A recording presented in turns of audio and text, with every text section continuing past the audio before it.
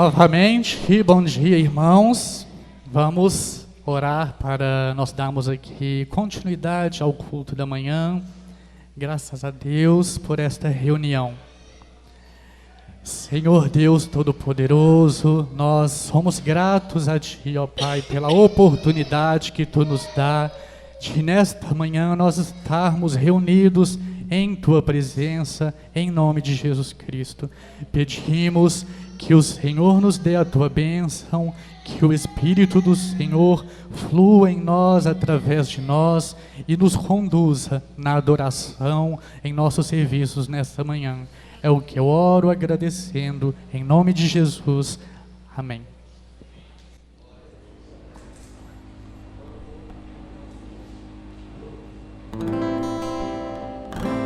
Glória a Deus.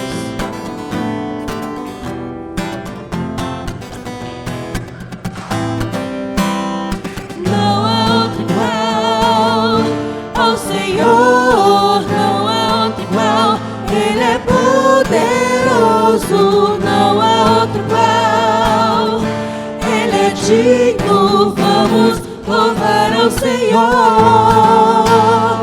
Não há outro igual ao Senhor, não há outro igual, Ele é poderoso, não há outro igual, Ele é digno, vamos louvar ao Senhor.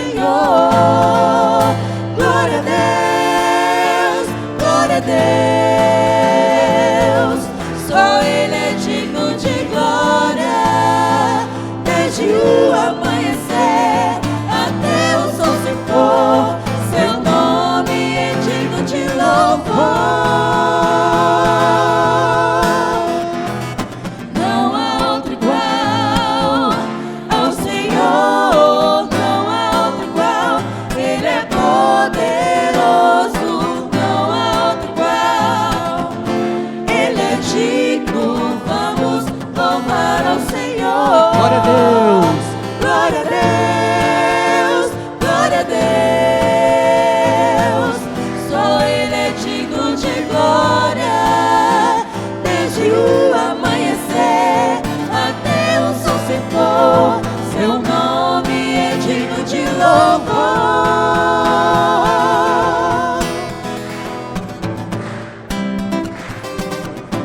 Aleluia, grande é o Senhor, não há outro igual a Ti, Senhor Deus Todo-Poderoso.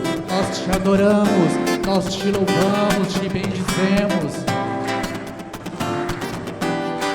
Todo louvor e toda a glória, todo louvor e toda a glória, todo louvor e toda a glória, todo louvor e toda a glória, todo louvor e toda a glória, todo louvor e toda a glória, todo louvor e toda a glória, todo louvor e toda a glória, digno é o Rei de Israel. Não há outro igual ao Senhor, não há outro igual, Ele é poderoso, não há outro igual, Ele é digno, vamos louvar ao Senhor. Vamos louvar ao Senhor. Vamos louvar ao Senhor. Glória a Deus. Aleluia.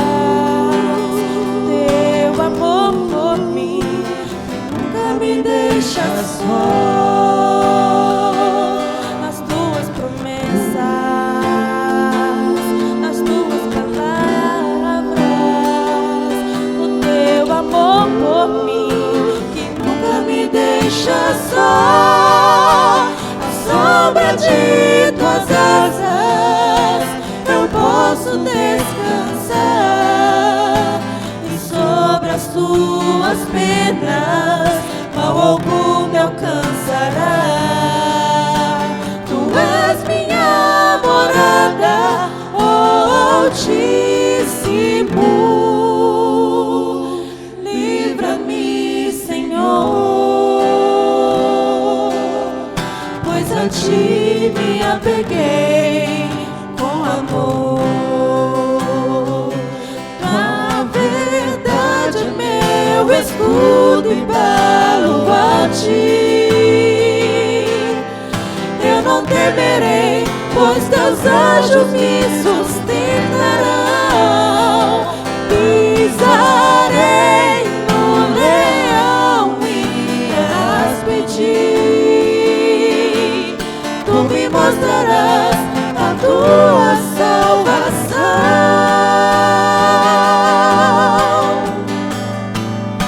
À sombra de tuas asas eu posso descansar, e sobre as tuas penas mal algum me alcançará.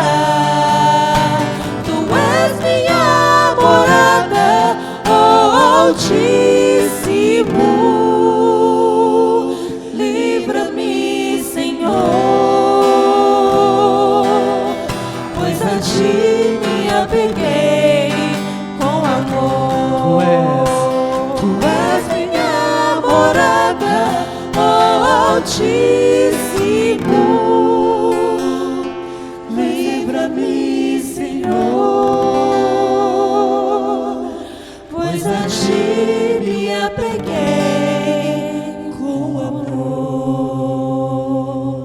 Eu te amo, Senhor.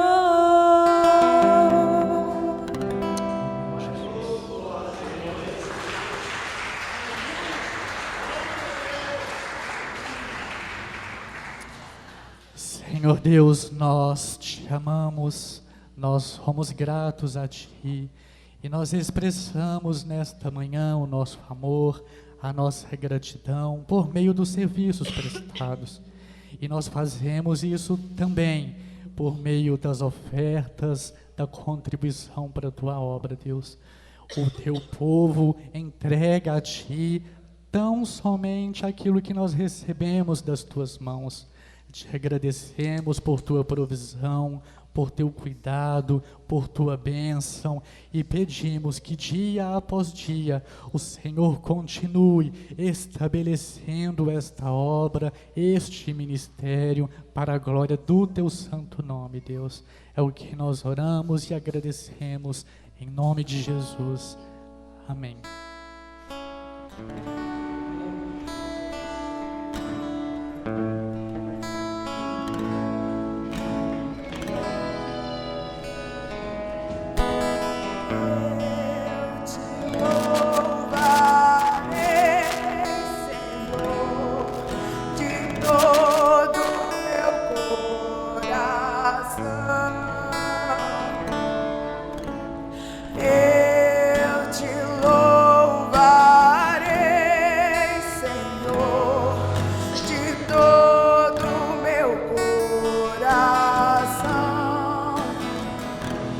Na presença dos anjos a ti cantarei louvores.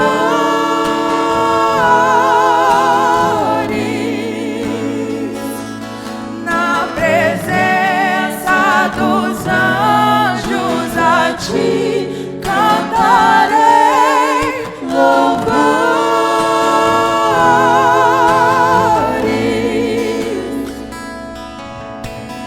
Eu te louvo.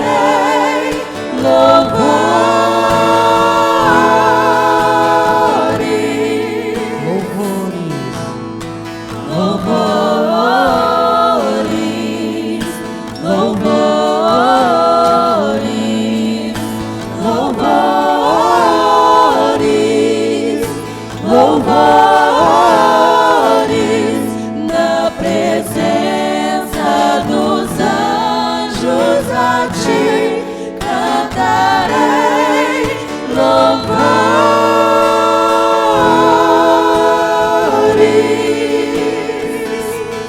Na presença dos anjos a ti cantarei louvores.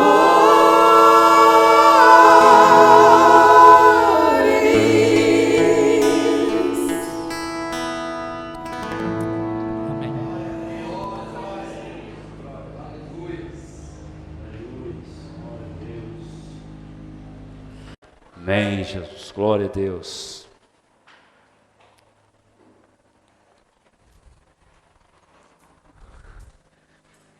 Glória a Deus, irmãos. A graça e a paz do Senhor. Sem mais delongas, vamos abrir as nossas Bíblias em Lucas capítulo 6, dos versos 39 a 49. Nós temos 4 lugares aqui à frente. Se alguém quiser sentar-se aqui à frente, fiquem à vontade. Ou podem pegar a cadeira e levá-la para trás, se sente melhor lá atrás, né? Os diáconos vão ajudar vocês aí. Amém? Oremos pelas nossas crianças. Pai, em nome de Jesus Cristo, abençoa ricamente a vida de cada uma dessas crianças.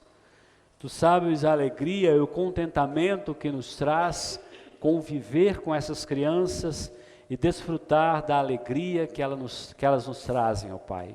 Igualmente, os seus pais desfrutam dessa bênção e nós te agradecemos. Queremos que o Senhor dê graça e dê sabedoria às tuas servas para ensiná-las e aos pais para instruí-las no caminho do Senhor. Agradecemos em nome de Jesus. Amém. Todos acharam? Lucas 6, 39 a 49.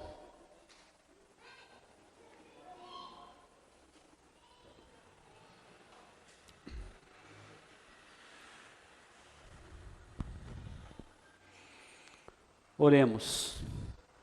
Senhor, a tua palavra é a verdade. E nos guie, Senhor, a toda a verdade.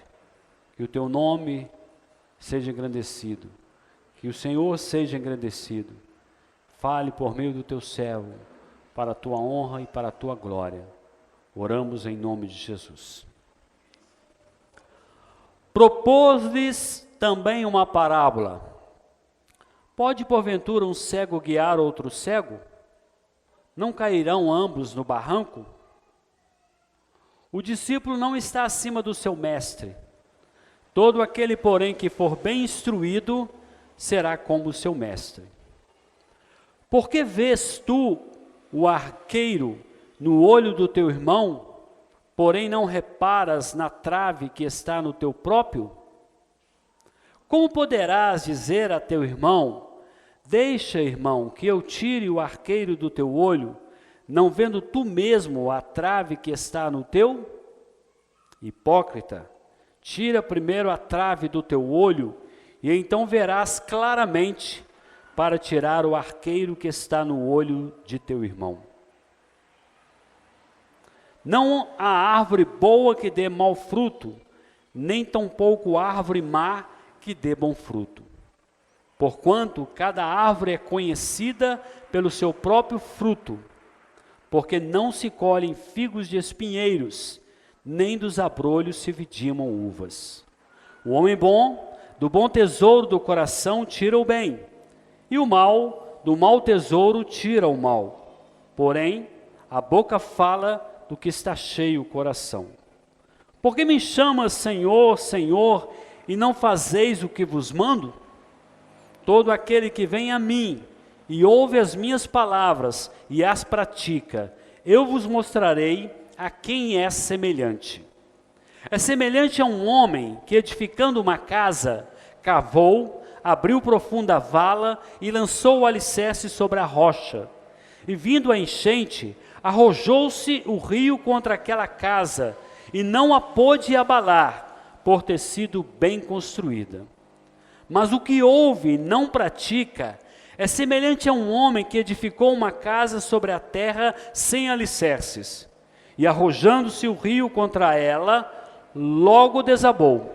E aconteceu que foi grande a ruína daquela casa. Amém? Onde vocês podem se assentar, por favor? Onde vocês ouviram arqueiro aí é argueiro. Amém? Argueiro é a pronúncia correta. Ou seja, um pequeno cisco. Ao longo dessa série de exposições que nós estamos desenvolvendo, dos versículos 17 ao versículo 49 de Lucas 6, nós vimos sobre o reino de Deus e sua encarnação, na pessoa de Jesus Cristo, o Messias prometido. Nós seguimos na apresentação deste reino,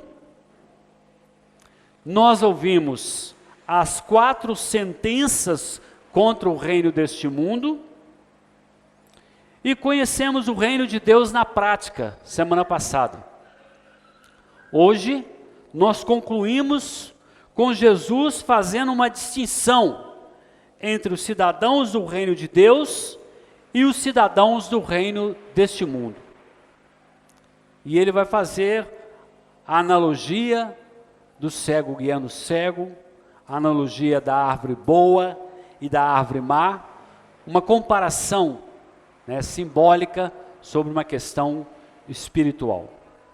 E por fim, ele vai trazer uma palavra de advertência, na qual Jesus vai conclamar os seus ouvintes a serem como prudentes construtores, que edificam bem as suas casas. Novamente uma analogia da construção em relação à vida espiritual, as bases da nossa vida espiritual. E aqueles que praticam as palavras do Senhor, aqueles que seguem os princípios estabelecidos por Cristo em relação ao reino de Deus, e os aplicam, e os colocam em ação, como nós aprendemos semana passada, o reino de Deus na prática, esses são os que edificam sobre a rocha. São aqueles que constroem uma base sólida para a sua vida, e diante das adversidades, eles irão suportá-las, porque a vida deles está edificada sobre a rocha. Então, o título dessa mensagem é O Homem Prudente e o Reino de Deus. O homem prudente e o Reino de Deus. Nos versículos 39 a 42, Jesus vai falar sobre cego guiando cego. O sentido do termo aqui, em comparação com o outro, na realidade, uma parábola, ela é algo que, vamos dizer assim, posto de lado a lado. É uma comparação de alguma coisa com outra coisa.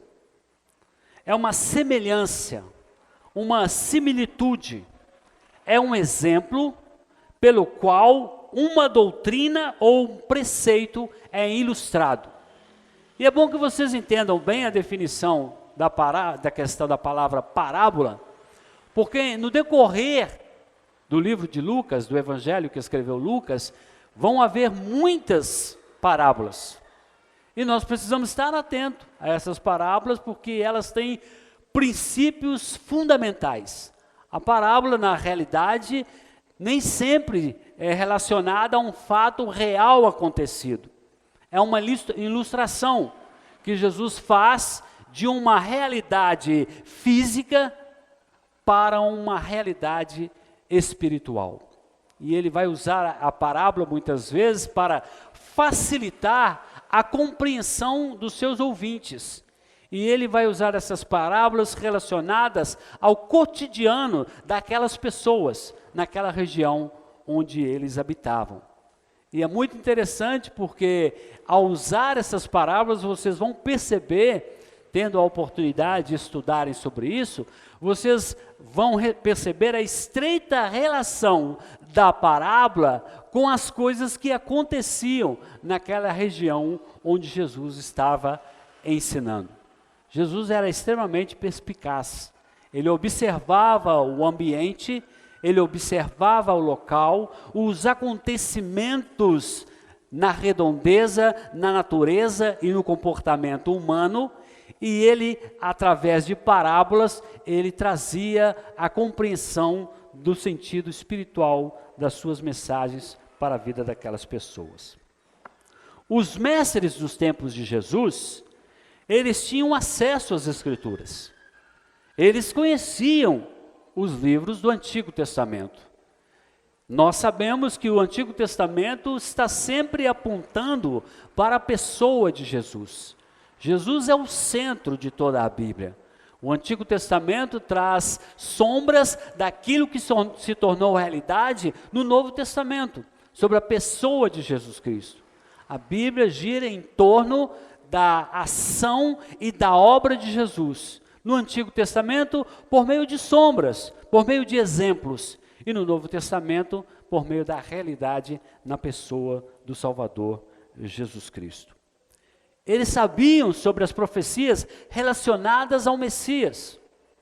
Eles sabiam que, eles liam e eles sabiam que aqueles episódios que eles não prestaram a atenção, estavam descritos sobre a pessoa do Messias, como falamos aqui em ocasiões anteriores. E para demonstrar o quanto os fariseus e doutores da lei estavam cegos e perdidos em relação ao reino de Deus, Deus vai contar essa parábola do cego guiando o cego. Eles não conseguiam enxergar a verdade do Evangelho. E eles conduziam as pessoas, mas nem eles mesmos sabiam para onde estavam indo. Então Jesus usa essa parábola, é um cego guiando outro cego. Como um cego vai poder guiar outro cego? Ambos vão precipitar no abismo. Ambos vão cair no abismo. Então Jesus está dizendo para eles, está vendo? Esses sábios, fariseus e escribas, que dizem ser conhecedores da lei, que dizem compreender a Torá, o livro da lei e as escrituras dos profetas, eles dizem que sabem, mas eles não sabem nada. Eles estão totalmente perdidos e eles estão conduzindo os outros à perdição. Em Mateus, Jesus falou sobre isso. Vamos ler Mateus 23, versículos 16 a 24. Mateus 23, 16 a 24. Vocês vão perceber que são chamados de evangelhos sinóticos, ou seja, que falam do mesmo assunto, das mesmas relações, com alguns detalhes um pouco diferentes, mas se retrata da mesma questão. E Mateus vai fazer a mesma coisa, falando desse mesmo texto, mas ele vai dizer de uma maneira um pouco diferente, para nos ajudar até mesmo a melhorar a nossa compreensão disso. Está lá em Mateus 23, versículos 16 a 24, Jesus diz assim: ai de vós, guias cegos, que dizeis, quem jurar pelo santuário, isso é nada. Mas se alguém jurar pelo ouro do santuário, fica obrigado pelo que jurou. E aí o versículo 24. Guias cegos, que coais o mosquito e engolis o camelo. Então esses doutores da lei observavam detalhes minuciosos da lei.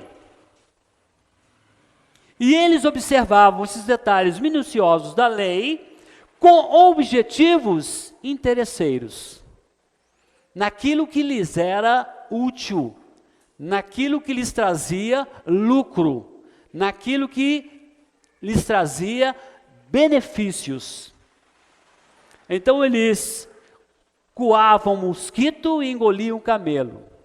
Ou seja, observavam os detalhes que lhes eram convenientes e ignorava questões fundamentais e importantíssimas. Então Jesus chama a atenção deles.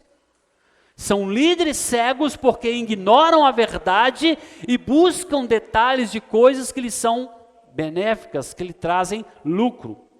O ouro do santuário é mais importante do que o amor ao próximo. O ouro do santuário é mais importante do que cuidar dos pais, como Jesus disse lá em Mateus 23. Esses mestres estavam mais interessados no quê? No reino deste mundo. E o reino deste mundo, o símbolo máximo trazido por Cristo é Mamon, o Deus das riquezas. O mundo gira em função disso, de ter coisas, de conquistar coisas. A grande ênfase é o benefício próprio, em detrimento da necessidade do próximo. E até mesmo o auxílio e assistência ao próximo visa algum objetivo que beneficia o doador. Isso é muito comum, vocês vão ver sempre isso aí. Os líderes judeus estavam perdidos e eles estavam conduzindo outros à perdição. Mas o mestre dos mestres chegou, e com ele o reino de Deus. O mestre dos mestres chegou e agora as pessoas não serão guiadas por cegos, mestres cegos. No verso 40, Jesus vai se apresentar como o verdadeiro mestre que irá conduzir os seus discípulos ao caminho da verdade. Está em Lucas 6:40. E Jesus vai instruir os seus discípulos para que eles sejam como ele. Ou seja, o mínimo que se espera de um discípulo é que ele seja igual ao seu mestre. Ele não precisa ser superior ao seu mestre. Mas ele não pode permanecer inferior ao seu mestre. Ele precisa desenvolver-se. E Jesus, como um mestre, exemplo para os seus discípulos, os instrui e os ensina a ser como ele.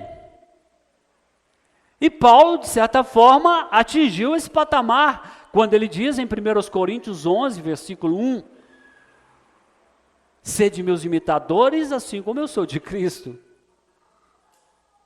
A impressão que se tem é que Paulo estava lá ouvindo esse sermão, né? Porque ele seguiu à risca o que Jesus ensinou. Em João capítulo 1, versículos 4 e 5, nos fala sobre a questão dessa luz. Evidentemente que às vezes algumas pessoas estão cegas, não porque são efetivamente cegos. Às vezes porque está num ambiente fechado, escuro, você não está enxergando nada. E a impressão que se tem é que você é cego. Vou contar uma história aqui para descontrair os irmãos. Conta-se, né? É uma brincadeira, mas vai ilustrar bem essa questão. Quantos que estavam na igreja, os irmãos, orando, uma vigília, e havia um temporal muito forte, e a chuva caindo, e os irmãos em oração, e o irmão pegou no sono, dormiu, apagou geral, e os irmãos orando. E aí, de repente, deu um relâmpago, um trovão, e a luz se apagou. O irmão acordou assustado com o barulho. Irmãos, orem por mim, porque estou cego. Então, ele estava cego por causa de uma circunstância, não é verdade? Então, há muitas pessoas que estão cegas por causa de uma circunstância, porque estão na escuridão. E os seus guias também estão na escuridão, e portanto não enxergam. Mas a luz veio ao mundo, e João vai dizer isso de maneira maravilhosa. João 1, 4 a 5, diz assim: a vida estava nele, e a vida era a luz dos homens. A luz resplandece nas trevas, e as trevas não prevaleceram contra ela. Percebem, meus irmãos, que Jesus Cristo é a luz do mundo, que vem desbaratar todas as trevas. Quando nós abrimos a palavra de Deus, e nós lemos o texto bíblico, Se Jesus Cristo, pelo poder do Espírito Santo, não colocar luz no texto, nós não entendemos. Então a luz, ela desbarata todas as trevas. O mestre dos mestres é a luz do mundo. Ele sim é capaz de conduzir as pessoas, porque além de enxergar, ele ilumina o caminho daqueles que estão perdidos. Nos versículos 41 a 42 do nosso texto, nós veremos que os falsos mestres, eles tentam tirar o cisco nos olhos dos outros, e eles não veem uma trave nos seus próprios olhos. Eu fiz essa brincadeira aqui, eu não sou muito bom para contar historinhas, mas Jesus tinha um senso de humor fantástico, né? Imagine ele contando a história. O cidadão com uma trave no olho, ou seja, um pedaço de toco no olho, imagine a cena. E ele lá, não enxergando nada, tentando tirar um cisquinho no olho do seu irmão. Jesus foi, de certa forma, cômico aqui. Ele usou uma coisa absurda para mostrar uma realidade. Que essas pessoas estavam ali, com seus olhos totalmente obstruídos, tentando tirar um cisquinho nos olhos dos irmãos. A conduta e o comportamento dessas pessoas estavam totalmente errado, eles estavam observando detalhes pequenos na vida dos outros. E essa colocação que eu tenho aqui em relação a essa questão cômica de Jesus, em relação a isso, é defendido por muitos estudiosos da Bíblia. Eles destacam que Jesus teve um senso de humor fantástico ao descrever essa analogia. Ele apresenta uma cena engraçada, como nós vimos. E ele, como mestre dos mestres, ele diz para essas pessoas: vocês se acham qualificados para tirarem um cisco, sendo que vocês nem estão enxergando? Imagine um oftalmologista cego. Ele vai dizer para o paciente: você está vendo? Eu não estou vendo, e eu também não. E assim estava a situação desses mestres e escribas da lei. Ele é o Messias, eu não percebo. O texto bíblico diz, mas eu não percebo. Jesus está dizendo: olha, está vendo essas obras que eu estou fazendo? Está vendo esses milagres? Está escrito entre os profetas, está escrito no livro, que eu sou o Messias por meio dessas obras que testificam que eu sou o Messias. Não, nós não vemos. São cegos guiando cegos. Jesus, porém, como mestre santo e perfeito, ou seja, ele não havia nele nada para condená-lo ou para criticá-lo. Ele era santo e perfeito, ele tinha toda a autoridade para instruir e guiar os seus discípulos. E a própria multidão percebeu isso. As pessoas à volta notaram isso, elas disseram: olha, ele prega como quem tem autoridade. Ou seja, as palavras dele são condizentes com o comportamento dele. Diferente dos falsos mestres, que diziam e ensinavam muitas vezes verdades bíblicas, mas que não aplicavam essas verdades nas suas próprias vidas. Em certa ocasião, Jesus vai dizer: olha, fazei o que eles vos mandam, mas não imiteis o comportamento deles. Como eu disse, William Hendricks vai falar algo interessante, eu quero compartilhar com os irmãos. William Hendricks é um teólogo muito considerado pelos cristãos estudiosos da palavra de Deus, e ele vai dizer o seguinte, abre aspas: a conclusão a que se chega é que essa passagem se aplica a todos, no sentido em que todos necessitam fazer um autoexame. Ou seja, essa questão dessa analogia de Jesus sobre tirar o cisco do irmão, mas antes tirar a trave no próprio olho, ela se aplica a todos nós. Todos nós precisamos, antes de mais nada, fazer um autoexame. escrevendo aos Coríntios, um texto muito usado aqui na ceia do Senhor, 1 Coríntios 11, 28, diz assim: examine-se, pois, o homem a si mesmo, e assim coma do pão e beba do cálice. Então recomenda-se que cada cristão examine a si mesmo. É necessário que nós façamos um autoexame, uma autoavaliação do nosso comportamento. E assim podemos, de alguma maneira, ajudar e contribuir para o nosso irmão. E ele continua: para que sem o autoexame e autodisciplina, não procurem descobrir falta nos demais e queiram corrigi-los. Uma pessoa pode ser muito boa aos seus próprios olhos. Então, aparentemente, você dá uma olhada no espelho, você olha para si mesmo e diz: bom, eu sou uma pessoa muito boa. Inclusive, eu estou usando até o eu sou, que o Bernardo falou aqui, que é Deus é a única pessoa capaz de dizer eu sou. E nós dizemos eu sou o tempo todo, não é verdade?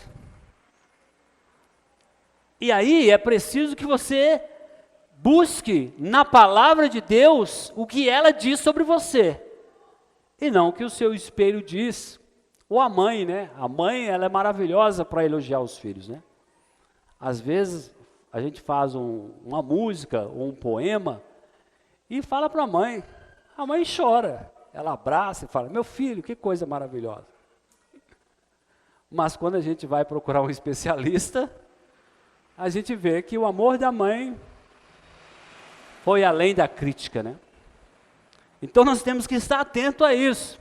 Não estou dizendo que você não deve apresentar para sua mãe os seus talentos, né? Mas não apresente só para a mãe. Amém? Lucas 18, 11 a 22, vai falar uma cena interessante. Lucas 18, 11 a 22, fala de um fariseu que estava de pé na praça, e ele orava a Deus, dizendo: te dou graça, Senhor, eu não sou como esse publicano, eu sou um homem reto, íntegro, sou um homem que cumpre todos os compromissos da igreja, todos os preceitos da lei. O publicano, ouvindo aquela oração, o publicano era tido como o sujeito da mais baixa classe moral dos tempos de Cristo. Ele olha para si, ele diz, olha para si e olha para o publicano, ou melhor, para o fariseu. O publicano olha para si e olha para o fariseu, ouve a oração do fariseu, e ele diz: ai de mim, Senhor, miserável, tem misericórdia de mim. Tem misericórdia de mim que não sou digno. Então nós temos que ter esse senso de autocrítica. Saber que nós não somos nada sem a graça do Senhor e sem as misericórdias do Senhor. E eu não estou aqui incentivando a você a ter uma baixa autoestima. Eu estou trazendo para você que você tem uma referência, que é Cristo. E diante dessa referência, você é um miserável pecador indigno, carente da graça e da misericórdia de Deus. E até mesmo seus atributos e qualidades, como diz Isaías, são restos de imundícia diante de um Deus santo, puro, como nosso Deus. Então, todo cristão deve baixar a bola, ser humilde e ficar atento a avaliar sua própria vida. Continua William Hendricks: não obstante, se não for humilde, então, segundo Deus a vê, ela tem uma trave em seu olho, e a trave da autojustificação. Isso o transforma num oftalmologista cego que tenta fazer uma cirurgia no olho de outra pessoa.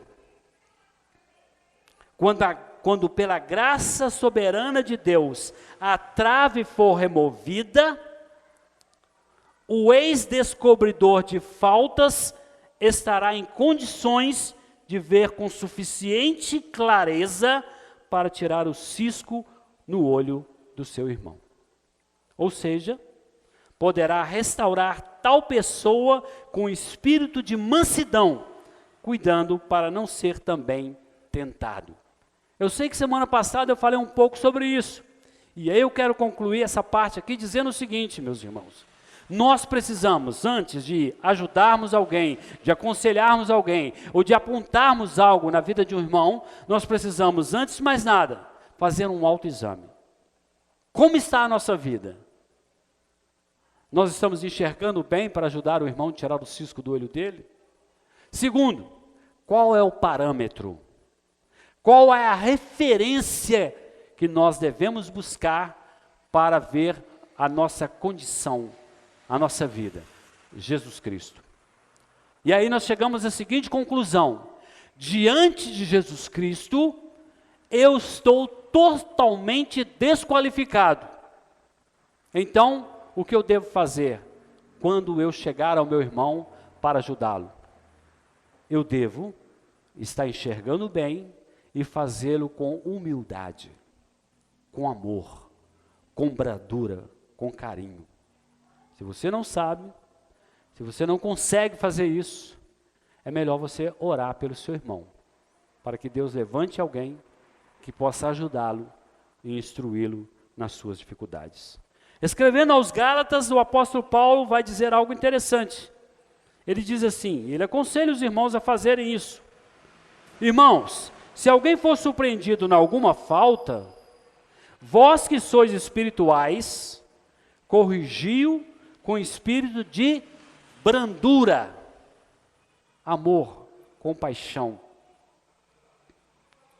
E a ele recomenda: e guarda-te, para que não sejas também tentado.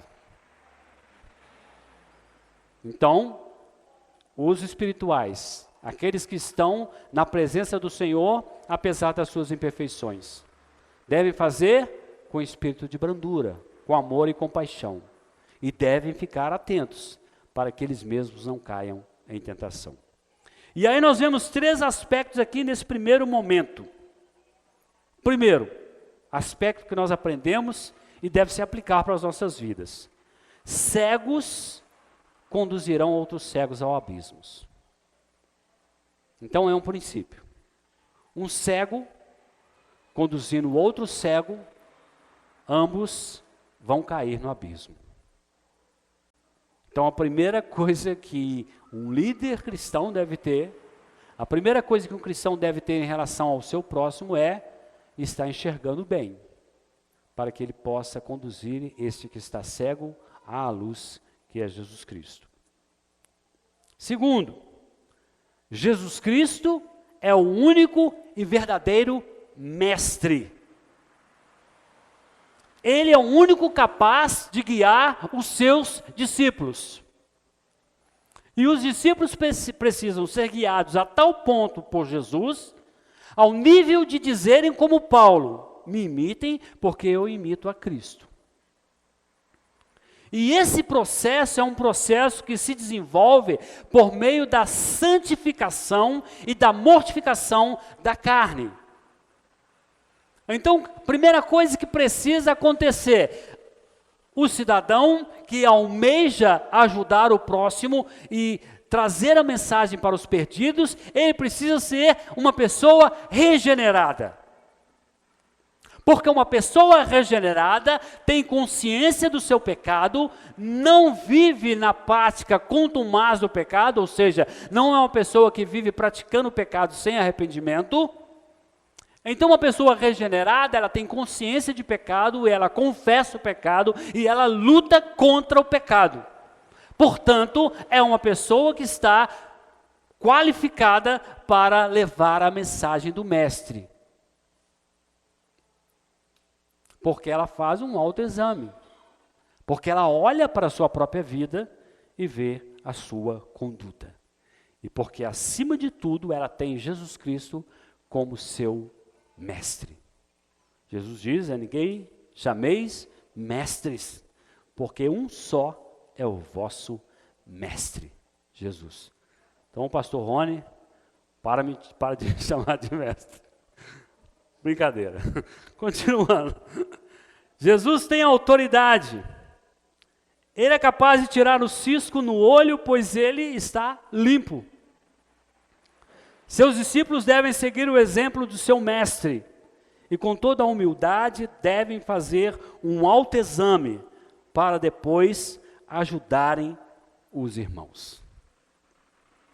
Jesus estava qualificado porque ele pregava como quem tinha autoridade. E se você quiser desenvolver o evangelho, você precisa estar na presença do Senhor.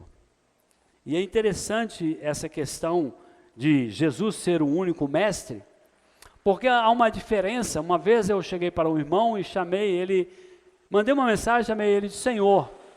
Aí ele falou assim, Senhor, é só um que é Deus. Eu falei, não, você é Senhor com S minúsculo. Com S minúsculo não tem problema. Amém? Então, mestre com S minúsculo, com M minúsculo, não tem problema. Porque reconhece que há um mestre sobre ele. A seguir, nós veremos que Jesus irá fazer uma analogia da árvore boa e da árvore má, para descrever entre aqueles que obedecem os seus ensinamentos e praticam, e aqueles que não obedecem. As duas árvores, e discorre dos versículos 43 ao 45. Jesus está contrapondo-se aos escribas e fariseus por meio dessa analogia. Ele vai mostrar que assim como uma árvore boa produz frutos bons, uma árvore má só pode produzir frutos maus. Os falsos mestres, eles ofereciam o que eles tinham. Eles eram uma árvore má. E, portanto, se não fossem regenerados por Cristo, eles iam produzir frutos maus. A natureza deles levava eles a isso. Enquanto que Jesus, contrapondo-se a ele, vai dizer, eu sou a árvore boa, que produz bons frutos. Aqueles que obedecem ao Mestre Jesus serão árvores boas, produzirão bons frutos. Ele vai dizer, na continuação dessa analogia, como colher bons frutos de árvores más. Você não chega numa árvore que é decorativa para colher um fruto, porque ela não produz fruto. Ela pode ser bonita, ela pode ser frondosa, mas ela não tem fruto. Às vezes um pé de manga com as folhas todas caídas, bem raquítico, mas cheio de mangas doces, é mais útil. Se eles rejeitavam o Messias prometido, se esses escribas e fariseus se opunham ao reino de Deus, eles eram árvores más. Eles não tinham frutos de vida. E, portanto, eles não saciavam a fome daquela multidão. Porque eles não tinham frutos. Existem algumas árvores na natureza que elas têm frutos. E são parecidos com frutos bons. Mas os especialistas dizem, olha, nem comem, nem provem esse fruto. Porque é veneno. Existe uma árvore que produz figos. E ela parece que o figo é verdadeiro. Parece um figo mesmo. Mas quando você tira, não é comível, não é saudável. Enquanto que existe a árvore que produz figos genuínos e verdadeiros. Então, às vezes, a bondade do homem, sem a ação do Espírito Santo, parece boa, parece saudável, mas é um fruto mau, que não sacia a necessidade das pessoas. Então, o cristão verdadeiro, ou melhor, o cristão que é regenerado, ele produz frutos bons. E ele vai dizer no versículo 45, o homem bom do bom tesouro do coração tira o bem, e o mal do mau tesouro tira o mal, porque a boca fala do que está cheio o coração. O coração dos fariseus era um coração mau. Eles visavam lucros. Eles faziam as coisas buscando benefícios. O coração deles era mau. E eles falavam daquilo que estava cheio o coração deles, ao ponto de tentarem matar Jesus, ao ponto de tentarem se opor ao reino de Deus em muitas ocasiões, porque o coração deles era mau. E assim é o estado de todo o coração do homem não regenerado. Jeremias vai dizer algo forte em relação a isso. Jeremias 17, versículo 9. Jeremias 17, versículo 9 diz assim: enganoso é o coração, mais do que todas as coisas, e desesperadamente corrupto. Quem o conhecerá? Como aprendemos aqui na escola bíblica. Depravação total do ser humano sem Cristo. O coração do homem não regenerado é um coração mau. Aquela expressão que nós usamos, não, eu fiz segundo aquilo que eu senti no meu coração. Cuidado. O coração sem a obra do Espírito Santo é um coração tendenciosamente mau. Jesus estava chamando pessoas que teriam seus corações transformados. Ele estava apresentando o reino de Deus a homens que teriam seus corações maus e corruptos transformados. Quando nós falamos em salvação, e o mérito é total de Deus, porque a menos que o Espírito Santo de Deus não opere em nossas vidas, nós jamais conseguiremos ter um coração igual àquele que o Senhor deseja que os seus servos tenham. Muitas daquelas pessoas que seguiam Jesus ali, que ouviam aquele sermão, haveriam no futuro de serem embaixadores do reino de Deus, de proclamarem, de levarem esse reino. E como eles fariam isso, sendo que o coração do homem é demasiadamente corrupto? Eles seriam transformados pelo Espírito Santo. Eles receberiam poder para serem testemunhas. E isso aconteceu em Atos capítulo 2.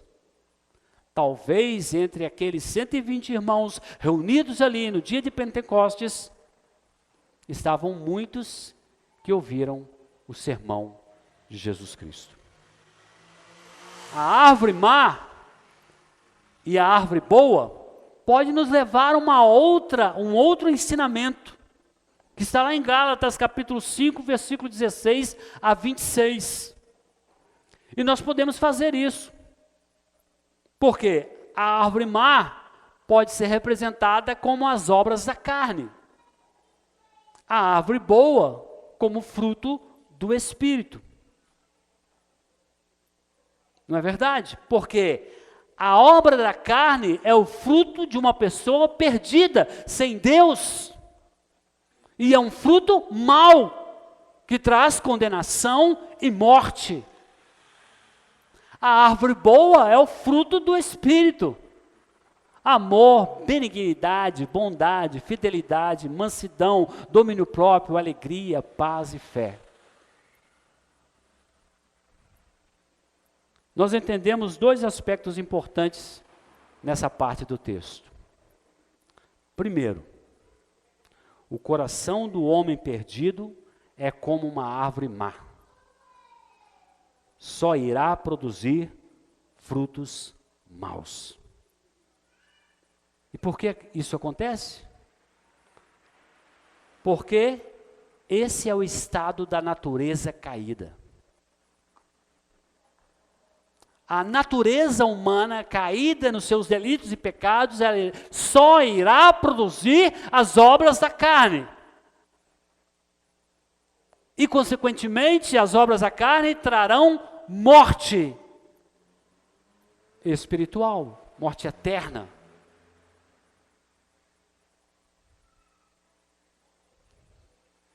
Mas aquele que é regenerado pela graça de Deus, ele terá na sua vida o fruto do Espírito Santo.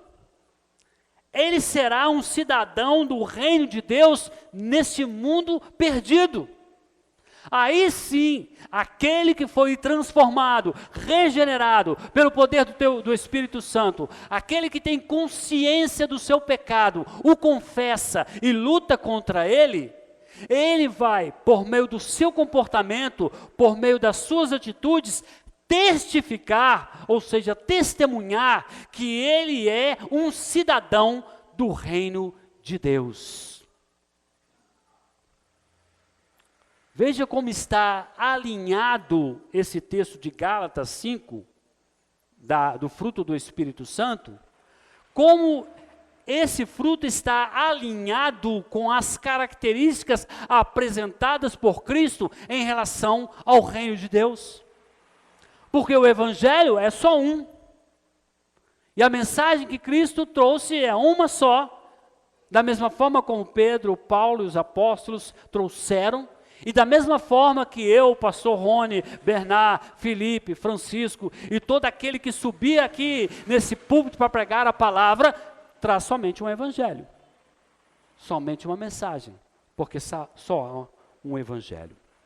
Eu sei, meus irmãos, que cada cristão se sente desqualificado para uma missão tão grandiosa como essa. E isso é sinal de que você teme a Deus, porque se você pensasse que era qualificado para tal, você seria um semideus aqui na terra. Mas isso não significa que você não tenha responsabilidade diante de Deus de exercer esses princípios. E você diz, mas eu não consigo. Não se preocupe com isso, porque o Espírito Santo irá operar na sua vida, te dando condições para exercer isso, apesar das suas limitações. Olha o que Paulo diz, escrevendo aos Filipenses. Filipenses 2:13. Porque Deus é quem efetua em vós tanto querer como realizar, segundo a sua boa vontade. É Deus que efetua, pelo poder do Espírito Santo. Em 2 Coríntios 3, versículo 5, Paulo diz, não que por nós mesmos sejamos capazes de pensar alguma coisa como se partisse de nós. Pelo contrário, a nossa suficiência vem de Deus. Então, meus irmãos, que exercício nós podemos fazer para que nós consigamos colocar esses princípios em prática? Paulo responde a essa questão. Filipenses 4, 8 a 9. Esse é o exercício que todo cristão deveria fazer todos os dias. Todo cristão que queira ser um cristão forte, que queira ser um cristão desenvolvido, ele precisa praticar isso todos os dias. E ele vai dizer o que é. Finalmente, irmãos, tudo que é verdadeiro, tudo que é respeitável, tudo que é justo, tudo que é puro, tudo que é amável, tudo que é de boa fama, se alguma virtude há, e se algum louvor existe, seja isso o que ocupe o vosso pensamento. O que também aprendestes e recebestes e ouvistes e viste em mim, isso praticai, e o Deus da paz será convosco. Quando o sujeito está lá na academia e o personal trainer está acompanhando ele, ele diz para o seu aluno, faça isso, pratique isso, coma isso, beba isso. O apóstolo Paulo está dizendo a mesma coisa para os seus discípulos. Ele está dizendo para nós, olha, você quer desenvolver-se na fé? Então faça isso. Pensa naquilo que é verdadeiro, respeitável, justo, puro, que é amável, que é de boa fama. Se há alguma virtude, se há algum louvor, isso possa ocupar o vosso pensamento. O cidadão do reino de Deus deve ser disciplinado.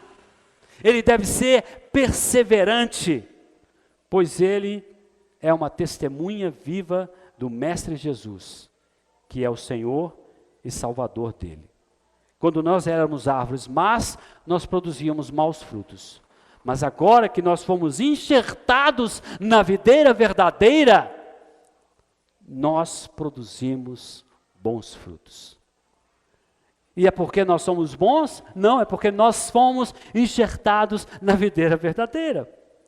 Em João 15, 4 a 5, Jesus vai dizer: permanecei em mim e eu permanecerei em vós. Como não pode o ramo produzir fruto de si mesmo, ou seja, você perdido em delitos e pecados, você não pode produzir frutos bons. Mas se você permanecer na videira, você pode dar muitos bons frutos. Então, permaneça em Cristo. Ele é a videira verdadeira. Nós somos os ramos. Se nós permanecermos nele e ele em nós, nós daremos muitos frutos bons. Por isso, um cristão só poderá produzir bom fruto se estiver em Cristo. Por fim, nós veremos que Jesus irá concluir esse sermão com uma advertência e uma analogia, nas quais ele irá descrever a diferença entre aquele que pratica as palavras de Deus e aqueles que não praticam. Perceberam algo interessante no decorrer dessas mensagens desenvolvidas no capítulo 6 de Lucas, do 17 ao 49? Jesus primeiro traz uma série de princípios e ensinamentos. E no final, ele está mostrando que isso deve ser aplicado. Como eu devo fazer para colocar isso em prática? Que atitude eu devo ter em relação a essas coisas? E ele vai falar de dois construtores, nos versículos 46 ao 49. No verso 46 ele diz: por que me chamais Senhor, Senhor, e não fazeis o que vos mando? Em Mateus capítulo 7, versículo 21, ele vai dizer assim, desculpe por estar correndo, porque tenho que apresentar o texto, e aí guardem o texto aí para vocês lerem. Mateus 7, 21. Nem todo o que me diz Senhor, Senhor entrará no reino dos céus, mas aquele que faz a vontade de meu Pai que está nos céus. Então, se você chama Jesus Cristo como seu Senhor e Mestre, você precisa se comportar e agir como Ele ensinou.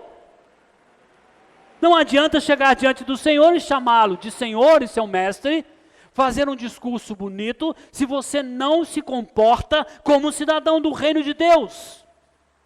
Em sua carta, Tiago, no versículo 22 do capítulo 1, Tiago 1, 22, ele diz: tornai-vos, pois, praticantes da palavra, e não somente ouvintes.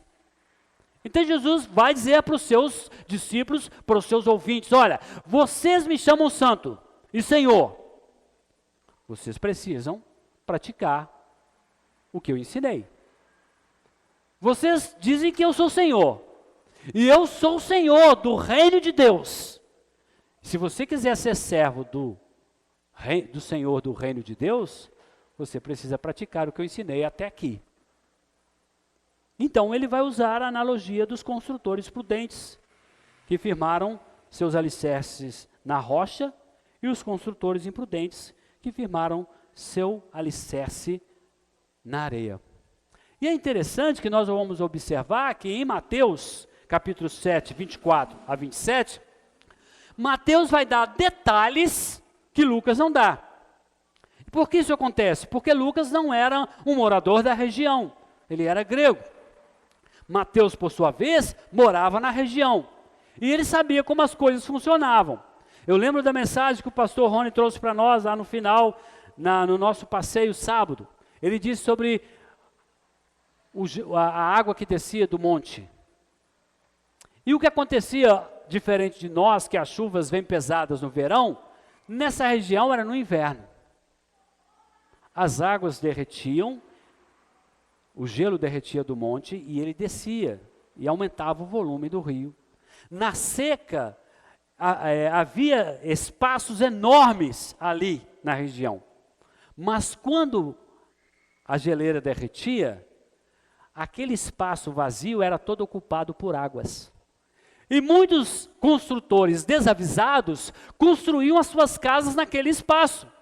E quando a água descia, levava a casa embora. Mas outros não, prudentes que conheciam a região, construíam suas casas nas rochas. Interessante isso, não é? Você antes de membrar numa igreja, você antes de frequentar uma igreja, você precisa saber como é o terreno. É um terreno arenoso? De uma doutrina frágil? De uma mensagem fragmentada? Ou é uma doutrina forte, bem estruturada? Ali que você vai encontrar fundamentos para fundamentarem a sua vida diante das dificuldades. Então Jesus vai fazer uma distinção entre os seus ouvintes. A primeira classe de ouvintes é aquela classe que ouviu Jesus, que ouviu os seus ensinamentos, mas não fundamentaram esses princípios sobre a palavra de Jesus. Foram os construtores imprudentes, que construíram suas casas na areia, que firmaram suas convicções em doutrinas frágeis e não fundamentadas. Mas há um outro grupo de ouvintes de Jesus, que são os prudentes. Eles ouviram o ensinamento, e eles aplicaram esse ensinamento, e eles praticaram esse ensinamento, e eles obedeceram esse ensinamento. São os construtores prudentes. E aí eu quero fechar com, não fechar a mensagem, mas fechar essa parte, com uma citação, novamente eu vou usar o William Hendricks. Ele vai dizer o seguinte: o construtor sábio ou insensato edifica sua casa, isto é, sua vida sobre Cristo, a rocha sólida. Sério e sinceramente empenha-se em oração para regular sua vida em harmonia com as palavras de Jesus reveladas nas Escrituras. O construtor insensato segue seu próprio caminho. Na hora da crise, porém, é inevitável. Ninguém pode escapar dela. O resultado é irrevogável. O construtor sábio verá que sua casa sequer se moveu a ser açoitada pela torrente impetuosa. Mas a casa do construtor insensato imediatamente vem ao chão. Eu não sei quando isso vai acontecer, mas já está começando a acontecer. Em que se levantará uma prova para a fé dos cristãos da nossa nação. E aqueles que construíram suas vidas na areia não aguentarão, não suportarão a adversidade. Mas aqueles que firmaram suas vidas na rocha, que é Cristo, eles permanecerão firmes. Então, cuide-se da sua teologia. Cuide-se daquilo que você está ouvindo e aprendendo. Não perca tempo ouvindo coisas que não darão estrutura para você diante da perdição. Se a sua teologia é baseada no toma lá da cá, se a sua teologia é baseada em prosperidade, bênçãos e saúde, quando acabar a prosperidade, quando acabar a saúde, quando vier a dificuldade, essa casa vai ruir. Mas se a sua teologia, se a sua convicção, se a sua base está naquele que disse uma vez: sei estar bem em toda e qualquer situação, sei estar bem na bonança, na escassez, na riqueza, na pobreza, posso todas as coisas naquele que me fortalece. E aí sim, a sua casa estará bem edificada e suportará as dificuldades. Concluímos que os ensinamentos de Jesus sobre o reino de Deus e o reino deste mundo demonstram a diferença entre aqueles que ouvem e praticam a palavra e aqueles que não ouvem, ou melhor, que ouvem e não praticam. Uns serão reconhecidos como cidadãos do reino de Deus, os que ouvem e praticam. E serão chamados de sábios construtores, que edificaram suas vidas sobre Jesus. E outros serão identificados como nécios construtores, que rejeitaram o reino de Deus e se firmaram no reino deste mundo. E o resultado para este mundo é trágico, de acordo com as Escrituras. Uns são praticantes edificaram suas casas sobre a rocha. Outros são apenas ouvintes. E aí eu fecho com a pergunta: a qual reino você pertence? As suas obras, ou melhor, o fruto do Espírito na sua vida, vai demonstrar se você é do reino de Deus ou do reino deste mundo. Se for as obras da carne, é o reino deste mundo. Se for o fruto do Espírito, é o reino de Deus. E em breve, você será um cidadão permanente e eterno deste reino com Deus. Amém? Que Deus os abençoe. Vamos orar.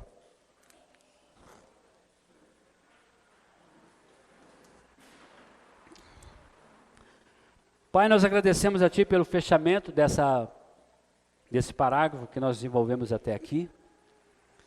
Agradecemos pelas misericórdias do Senhor. Nos ajuda a compreender cada vez mais a Tua palavra e praticarmos a Tua palavra. Nós agradecemos por tudo, Senhor, em nome de Jesus. Amém? Sem mais delongas, vai falar, o pastor Rony vai falar e a gente vai resolver uns probleminhas aqui rapidinho. Irmãos, rapidamente, nós temos aí uma convocação, né, para a Escola Bíblica Dominical. Nós começamos hoje a falar sobre as doutrinas da graça. Então, hoje foi o nosso primeiro dia, demos uma pequena introdução sobre as doutrinas da graça e fizemos uma caminhada em Y aqui do lado, né, vou chamar assim, para falar sobre os atributos de Deus, porque nós só entendemos as doutrinas da graça se nós entendermos quem é o Deus das Escrituras. Se você não entende quem Deus é, você não entende as doutrinas da graça. Ok? Então, mais uma vez, quero convocar aqui toda a igreja a estar presente na escola bíblica, que eu tenho certeza que as doutrinas da graça vão abalar os fundamentos aí dos corações. Eu espero que seja assim. E a história da igreja mostra que aonde essas doutrinas estão bem fundamentadas, né, a tempestade vem, né, pastor Marco, mas não cai não. Então vocês estão convocados. E eu quero só pedir aos irmãos que estão com os nossos livros, na escola de leitura nós temos 5 obras, então as 5 obras estão com alguém aí. Então se você já está com essa obra há mais de 2 meses, eu vou te convidar a trazer essa obra na semana que vem. Porque tem outras pessoas que também querem ler essas obras que estão com vocês. E a ideia é a gente circular os livros nas mãos das pessoas. Então você tem aí mais essa semana para você concluir sua leitura. Ok? Eu sei, né? Deus falou, o anjo falou aqui agora, que tem uns aí que está pensando, eu li só uma página. Glória a Deus, né? Revelação de Deus aqui agora. Então, semana que vem, tragam as obras, a gente vai recolher elas, certo? E vamos reapresentá-la novamente. Aí, se você quiser, eu queria levar essa obra de novo, aí você vai ter só mais 30 dias, ok? Fora isso, sem chance. É isso mesmo, pastor Marco? A pesquisa, tem um link lá no grupo da igreja, quem não respondeu a pesquisa que está lá no link, por favor, responda. Fique tranquilo, não vai aparecer seu nome, certo? É sigiloso, só vai aparecer as respostas. Ninguém vai aparecer lá, fulano respondeu isso. Não, não vai aparecer isso. Somente as respostas, ok? Amém. Irmãos, nós vamos receber hoje, né, os novos membros, não é isso? Foi combinado? Isso mesmo, certíssimo. Então nós vamos receber hoje os novos membros da igreja. Alguns já foram batizados recentemente e outros vieram para fazer parte da igreja, como membros da igreja. Eu convido vocês para virem à frente.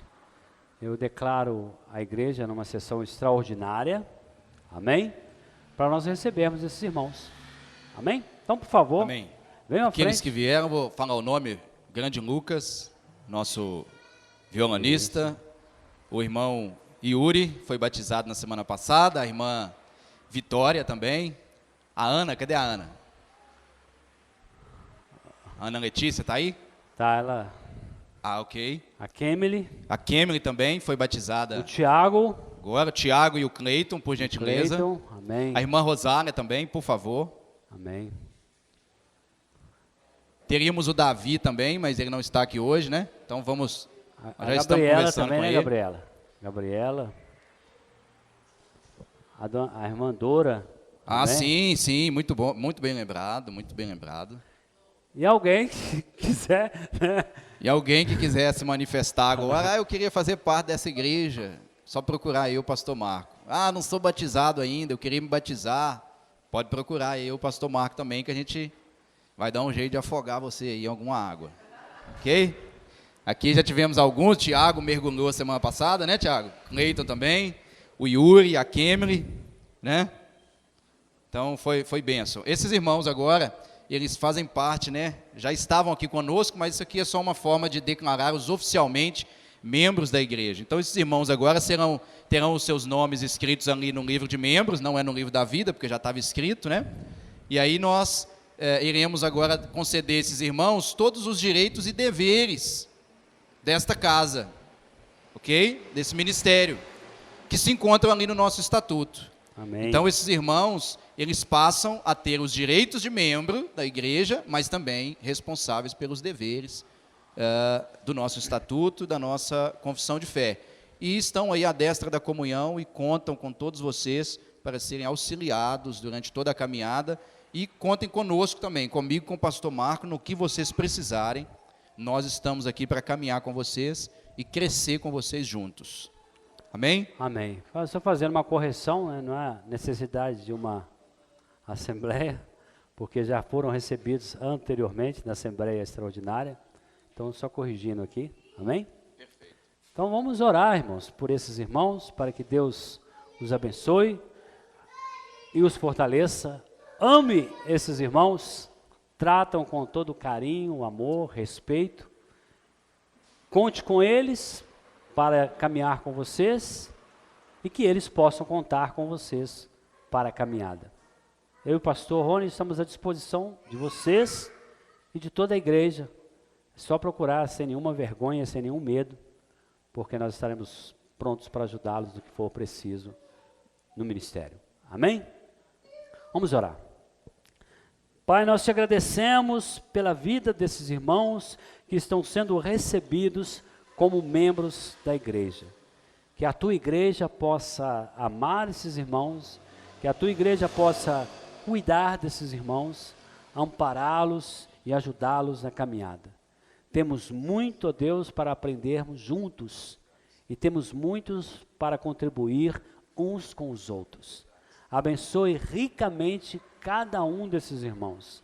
A nossa irmã Dora, a nossa irmã Gabriele, a nossa irmã Letícia, o nosso irmão Tiago, nosso irmão Cleiton, nosso irmão Lucas, nossa irmã Vitória, nossa irmã Kemily, nosso irmão Yuri. Abençoa ricamente a vida desses irmãos. Sustenta e fortaleça essas vidas. A nossa irmã Rosália, seja com ela usando poderosamente a vida dela. Nós te agradecemos por esses irmãos e pedimos que possamos caminhar juntos e o nome do Senhor seja glorificado e o reino do Senhor seja conhecido em nome de Jesus. Amém. Amém? Muito Esqueci bom. de ninguém Deus aqui na abençoe oração, vocês. não, né? Não. Agradecemos a nossa irmãzinha que está nos visitando, viu? Seja bem-vinda. E todos os demais dos irmãos, né? O Rogério, a Priscila, o Oraldo, enfim, todos os irmãos. A nossa irmãzinha lá, a Paula, né? A mãe dela e a mãe da nossa irmã Letícia. Amém? Deus abençoe vocês. Amém. A garotinha ali também, né? Como é que é o nome dela? Ana Luísa? Ana Luísa, Deus abençoe, viu? Abençoe. É best friend da Ruth ali, já percebi. Né? Amém. Vamos encerrar. Eu agradeço a presença dos irmãos e a paciência de vocês até aqui. E agora vamos ir para os nossos lares, debaixo da proteção e do cuidado do Senhor. O Deus leva-nos em paz, guardando-nos, protegendo-nos e nos livrando e nos ajudando na caminhada. Não é fácil. O Senhor disse que não seria fácil. E nós sabemos que não é. Mas o Senhor estará conosco todos os dias, até a consumação dos séculos. Queremos estar firmados na rocha, que é Jesus Cristo, e não seremos abalados diante das circunstâncias. Que a graça do nosso Senhor e Salvador Jesus Cristo, o amor do nosso Deus e eterno Pai, as doces e suaves consolações do Espírito Santo, sejam com todos que aqui estão, com todo o povo de Deus, em toda a face da terra, agora e para sempre. Amém. Vão em paz.